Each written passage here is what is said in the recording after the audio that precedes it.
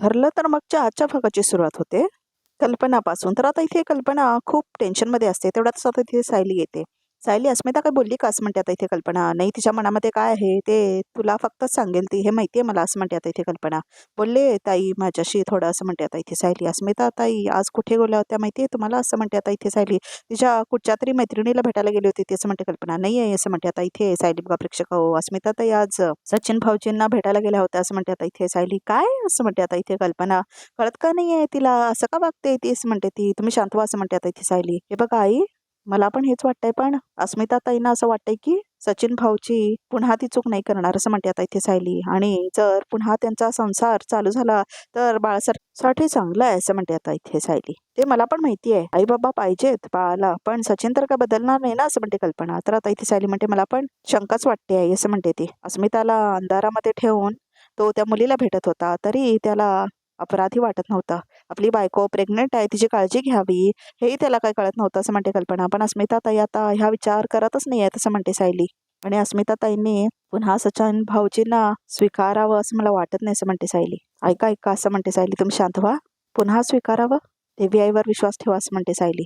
अस्मिताताईंसाठी जे भल्याचं आहे देवी आई तेच करतील, असं म्हणते आता इथे सायली. आणि समजूत काढते आता ती कल्पनाची, आणि पाया पडते ती देवाला. तर आता कल्पना सुद्धा पाया पडते, बघा प्रेक्षक हो. काळजी करू नका, असं म्हणते आता इथे सायली.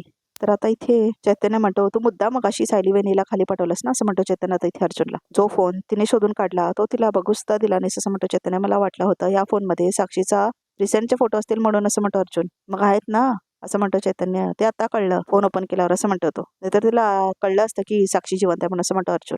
तर आता चैतन्य म्हणतो, मग कळायला पाहिजे असं नाही का वाटत अर्जुन तुला, असं म्हणतो चैतन्य. इतके चान्सेस येऊन सुद्धा तू सायली वहिनीला का खरं सांगत नाहीस हे कळत नाही मला, असं म्हणतो चैतन्य. साक्षी जिवंत आहे ह्या गोष्टीचा मला वेगळाच उपयोग करून घ्यायचा आहे, असं म्हणतो अर्जुन. पण मला माहिती आहे सायलीला ते आवडणार नाही, असं म्हणतो इथे अर्जुन. सांगतो तुला, असं म्हणतो इथे अर्जुन. तर आता इथे अर्जुन सगळा प्लॅन सांगतो, बघा प्रेक्षक हो, चैतन्यला. तर आता इथे रात्र झालेली दाखवलंय. मग अशी कॉफी गरम करायला म्हणून खाली गेले, आणि अस्मिता त्यांशी बोलण्यात वेळ कसा गेला कळलंच नाही, असं म्हणते आता इथे सायली अर्जुनला. तर अर्जुन हसत असतो. महिपतचा फोनमध्ये काही सापडलं का, असं म्हणते आता इथे सायली. तर अर्जुनचा चेहरा उतरतो, बघा प्रेक्षक. नाही नाही, काय नव्हतं त्यात, असं म्हणतो इथे अर्जुन. तर आता सायली म्हणते, असं कसं? काहीतरी असेलच ना त्यात, असं म्हणते आता इथे सायली. मी बघते एकदा फोन कुठे ठेवलाय सांगा, असं म्हणते ती. ऐक अगं अगं, पाहिलंय मी त्या फोनमध्ये, काहीच नाही त्या फोनमध्ये फारसं, असं म्हणतो इथे अर्जुन. म्हणजे त्या कन्स्ट्रक्शन साईटचे फोटोज आणि सिमेंट डीलर सोबतची चॅट, असं म्हणतो आता इथे अर्जुन. बाकी काय नाही त्या फोनमध्ये जास्त, असं म्हणतो तो. हो का, असं म्हणते आता इथे सायली. तर आता इथे तो गंडवतो परत आता इथे सायलीला, बघा प्रेक्षक हो. पण काय हो, असं म्हणते आता इथे सायली. महिपत तिच्या काळ्या धंद्यांसाठी वेगळा फोन वापरत असेल का, असं म्हणते सायली. हो कदाचित, असं म्हणतो आता इथे अर्जुन. फार विचार करू नको, जाऊ दे तू झोप, असं म्हणतो तो. तर आता इथे तो टाळतो हा विषय, बघा प्रेक्षक हो, आणि लाईट्स ऑफ करतो, असं म्हणून जातो, आणि सायली ती झोपते, बघा प्रेक्षक हो.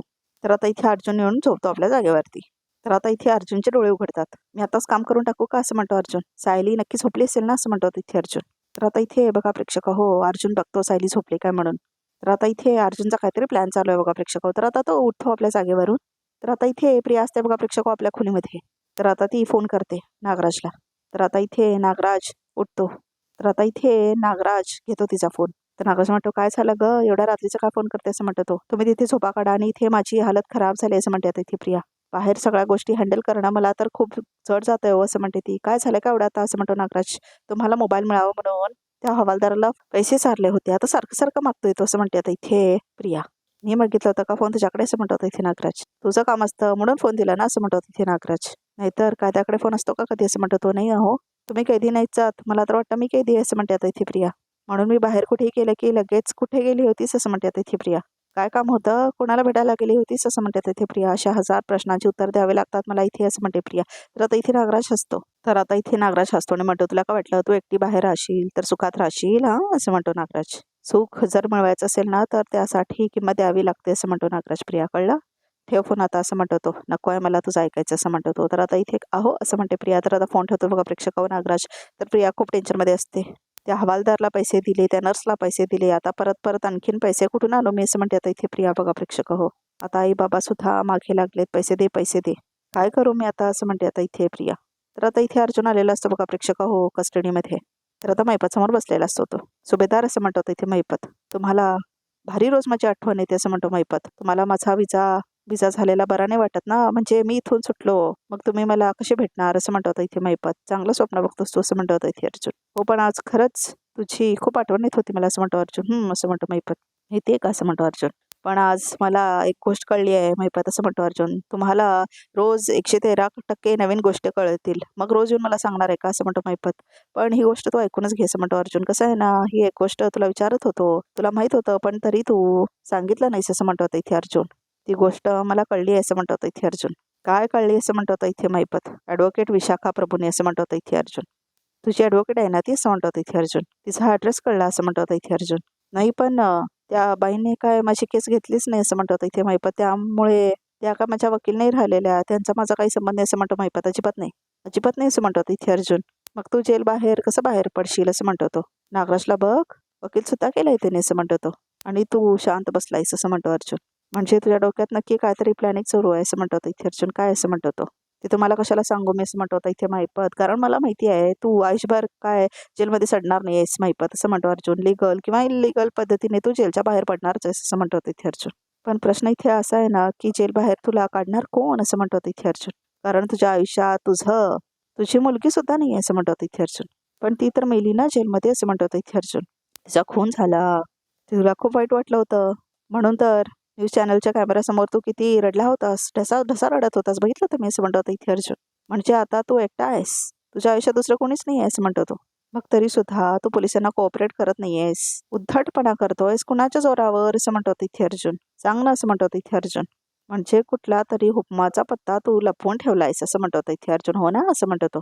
आता एवढ्या रात्री तू बत्ती घ्यायला आला का इथे. जा ना घरी जाऊन झोपाने निवांत असं म्हणतो इथे महिपत. तर आता अर्जुन उभारतो आणि म्हणतो महिपत कितीही पत्ते एवढ्या वेळी लपवण्याचा प्रयत्न केला तरी तो लपत नाही असं म्हणतो अर्जुन. तुझा हुकमाचा पत्ता मला कळलाय. कुठला असेल तो असं म्हणतो इथे अर्जुन. इस्पिकचा इक्का बदामचा राजा की हुकमाची राणी असं म्हणतो इथे अर्जुन. साक्षी महिपत शिखरे असं म्हणतो अर्जुन. तर घाबरतो बघा प्रेक्षक. महिपत एकदम खूप जास्त घाबरतो आणि बघतो तो अर्जुनकडे. तुझ्या मुलीचा खून कधी झालाच नव्हता महिपत असं म्हणतो इथे अर्जुन. साक्षी शिखरे अजूनही जिवंत आहे असं म्हणतो इथे अर्जुन. आणि ही एक गोष्ट तू सगळ्यांपासून लपून ठेवलायस. सगळा तुझाच प्लॅन होता ना महिपत असं म्हणतो इथे अर्जुन. ही सगळी तुझी नाटकं होती. तिचा खून, तिचं तेरावं, तुझी मुलगी साक्षी जिवंत आहे असं म्हणतो इथे अर्जुन. आणि ती सुद्धा पनवेलमध्येच आहे असं म्हणतो इथे अर्जुन. हो ना असं म्हणतो इथे तो. तर आता इथे प्रियाला दाखवलं परत. तर आता इथे अश्विन आलेला असतो घरी बघा प्रेक्षक. हो तर आता इथे प्रिया बघते अश्विनकडे. तर आता ती जाते बघा प्रेक्षक आणि जाऊन पाणी देते त्याला. दमला असशील ना असं म्हणते प्रिया. घे असं म्हणून पाणी देते आता ती अश्विनला. थँक्यू असं म्हणतो इथे अश्विन. जेवायला वाढू असं म्हणते आता इथे प्रिया. नको असं म्हणतो इथे अश्विन. मला भूक नाही आहे. मी ह्या वेळेन झोपेनच असं म्हणतो तो. तर दे ना मी पाणी घेऊन जाते असं म्हणते आता इथे प्रिया. आणि ग्लास घेते त्याच्या हातातून. तर आता इथे अश्विन जातो बघा प्रेक्षक. फाईल्स ठेवण्यासाठी आपल्या ड्रॉवरमध्ये. अश्विन असं म्हणते आता इथे प्रिया. अश्विन एक काम होतं असं म्हणते आता इथे प्रिया. मला थोडे पैसे हवे होते असं म्हणते आता इथे प्रिया. पैसे असं म्हणतो आता इथे अश्विन. कशासाठी. फार काही नाही अरे ते उद्या पार्लरला जायचं होतं ना म्हणून हवे होते असं म्हणते आता इथे प्रिया. तुझ्याकडे आता पार्लरमध्ये जाण्यासाठी सुद्धा पैसे नाहीत असं म्हणतो इथे अश्विन. माझ्याकडे कुठून येणार पैसे असं म्हणते आता इथे प्रिया. मी थोडीच कमवते असं म्हणते ती. माझ्याकडे जे होते ते आता संपत आले आहेत रे असं म्हणते प्रिया. तुझ्याकडून थोडे मिळाले असते तर बरं झालं असतं असं म्हणते आता इथे प्रिया. ठीक आहे असं म्हणतो अश्विन. उद्या सकाळी देतो असं म्हणतो तो. हा असं म्हणते आता इथे प्रिया. तर आता इथे अश्विन जातो बघा प्रेक्षक तिथून. तर आता इथे बघा प्रेक्षक प्रिया खुश होते. तर आता इथे अर्जुनला दाखवलं परत. असं काय नसतं असं म्हणतो इथे महिपत. माणसाची जर का झोप नाही झाली ना तर असं विचित्र विचित्र सुचायला लागतं त्याला. असं काही नाही असं म्हणतो महिपत. खूप घाबरतो तो. तुम्ही आता हे जे काय बोलला ना अशी गोष्ट रचलेली आहे ती बाहेर कुणाला खरी नाही वाटायची असं म्हणतो महिपत. खरंच शक्यच वाटणार नाही ना असं म्हणतो तो. आता एखाद्या माणसाला जेलमध्ये जाऊन मारलं आणि त्याचं नाटक करणं ही सोपी गोष्ट आहे का असं म्हणतो इथे महिपत. नाही नाही सोपी गोष्ट नाही आहे ती. काही रचायचं आपलं उगाच असं म्हणतो महिपत. सोपं नाही ते असं म्हणतो तो. तर आता इथे अर्जुनच्या जवळ जातो आणि म्हणतो सोपी नाहीच आहे महिपत असं म्हणतो इथे अर्जुन. पण महिपत शिखरे मॅनेज करूच शकतो असं म्हणतो इथे अर्जुन बघा प्रेक्षक. हो महिपतला. तू कितीही मोठा राक्षस असलास ना तरी सुद्धा तुझ्या मुलीच्या बाबतीत किती इमोशनल आहेस ते माहिती आहे मला. महिपत शिखरे त्याच्या मुलीला वाचवण्यासाठी काही करू शकतो असं म्हणतो इथे अर्जुन. मग आता तू किती घाबरतोयस बघ. तिचं नाव जरी मी घेतलं तरी तुझी धडपड चालू झाली बघ असं म्हणतो अर्जुन. हो ना असं म्हणतो इथे अर्जुन. बाप आहे माझी लेक आहे ती. माझी पोरगी गेली तर आयुष्यभर तिच्या आठवणीत धडपडणारच आहे मी असं म्हणतो इथे महिपत. तू सांग कशा होशील सांग असं म्हणतो इथे अर्जुन. तर तो आता त्याला म्हणतो की तुझ्या मुलीचा फोटो पाहिल्यावर शांत होशील असं म्हणतो इथे अर्जुन. तर आता इथे बघा प्रेक्षक अर्जुन फोन बाहेर काढतो आपला. तर आता तो फोन दाखवतो बघा प्रेक्षक त्याला. बघ असं म्हणतो तो. तर आता इथे बघा प्रेक्षक महिपत बघतो साक्षीला. अजून एक फोटो दाखवतो असं म्हणतो होता इथे अर्जुन. तर अर्जुनने 2 फोटो काढलेले असतात बघा प्रेक्षक साक्षीचे. ते दाखवत होता तो. डोळे भरून बघ तुझ्या मुलीला असं म्हणतो होता इथे अर्जुन. असं म्हणतो होता इथे अर्जुन. तर आता इथे फोन आतमध्ये ठेवतो बघा प्रेक्षक अर्जुन आणि आता जाऊन बसतो तो आपल्या जागेवरती म्हणजे खुर्चीवरती. कोण आहे ही पोर असं म्हणतो होता इथे मैपत. थोडीफार आहे साक्षीसारखी दिसायला, डोळे आहेत तिचे तसे असं म्हणत होता इथे तो. पण माझ्या मुलीचे केस असे लांब सडक होते. हिचे तर कुठे आहे तसं म्हणत होता मैपत. आणि माझी पोरं आता असले ड्रेस नव्हते घालत पंजाबी वगैरे, वेगळे ड्रेस घालायचे असं म्हणतो मैपत. ती साक्षी नाही, ती नाहीच ती असं म्हणतो मैपत. 5 मिनिटं असं म्हणतो होता इथे अर्जुन.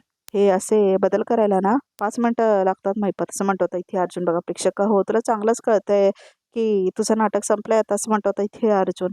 तर आता तो म्हणतो तुझी मुलगी आता कुठल्याही क्षणी जेलमध्ये असेल असं म्हणतो होता इथे अर्जुन. बघा प्रेक्षक हो, आणि ती आयुष्यभर जेलमध्ये सडेल हा माझा शब्द आहे असं म्हणतो होता इथे अर्जुन. बघा प्रेक्षक हो. तर आता इथे अर्जुन म्हणतो महिपत शिखरे, मला वाटलं होतं तू खूप स्मार्ट आहेस असं म्हणतो अर्जुन. पटकन गोष्टी कळतात तुला, पण असं म्हणतो होता इथे अर्जुन. तुला अजूनही नाही ना कळलं महिपत असं म्हणतो होता इथे अर्जुन.